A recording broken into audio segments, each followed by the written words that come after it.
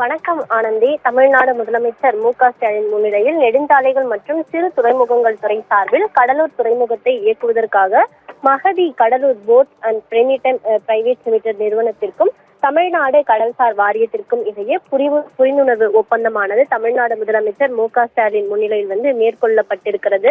இது மட்டும் இல்லாமல் தமிழ்நாடு முதலமைச்சர் மு.க.ஸ்டாலின் இன்று பல்வேறு துறைகள் சார்ந்த திட்டங்களை தொடங்கி வைத்தும் அதே போல முடிவுற்ற திட்ட பணிகளையும் திறந்து வைத்து பணி நியமன ஆணைகளும் வழங்குகிறார். அதன் ஒரு நிகழ்ச்சியாக தற்போது இந்த புரிந்துணர்வு ஒப்பந்தமானது மேற்கொள்ளப்பட்டிருக்கிறது.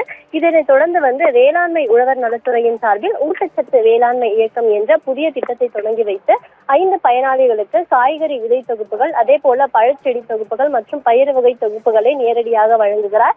இது மட்டும் இல்லாமல் 103 கோடியே 38 லட்சம் ரூபாய் செலவில் கட்டப்பட்டிருக்கக்கூடிய 2 முதன்மை பதப்படுத்தும் மையங்கள், 18 சேமிப்பு கிடங்குகள், அதே போல 3 வேளாண் ஒழுங்குமுறை விற்பனை கூடங்கள், 3 வேளாண் சந்தை நுண்ணறிவு ஆலோசனை மையங்கள், 8 ஒருங்கிணைந்த வேளாண் விரிவாக்க மையங்கள், 10 துணை வேளாண் விரிவாக்க மையங்கள், 2 விதை சேமிப்பு கிடங்குகள், உயிரியல் கட்டுப்பாட்டு ஆய்வகம், 2 ஒருங்கிணைந்த விதைச்சான்று வளாகங்கள், இதே போல அலுவலக கட்டடம், மாணவர் விடுதி மற்றும் தர கட்டுப்பாடு பகுப்பாய்வகம் உள்ளிட்ட 52 கட்டடங்களை வேளாண்மை துறை சார்பாக கட்டப்பட்டிருக்கக்கூடிய 52 கட்டடங்களை காணொலி காட்சி வாயிலாக திறந்து வைத்திருக்கிறார்.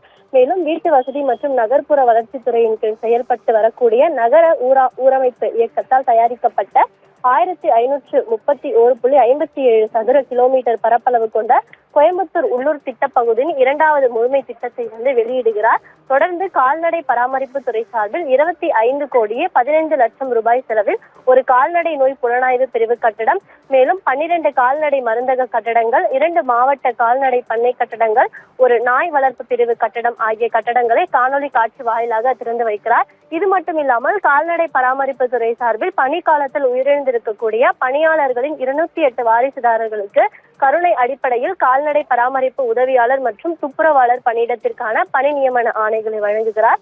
தொடர்ந்து இறுதியாக தூத்துக்குடி மாவட்டம் இந்து சமய அறநிலைத்துறையில் சார்பில் திருக்கோயில்களில் 10.57 கோடி ரூபாய் செலவில் புதிதாக கட்டப்பட்டிருக்கக்கூடிய 52 அறைகளுடன் கூடிய விடுதியினை தமிழ்நாடு முதலமைச்சர் மு.க.ஸ்டாலின் காணொலி காட்சி வாயிலாக திறந்து வைக்கிறார்.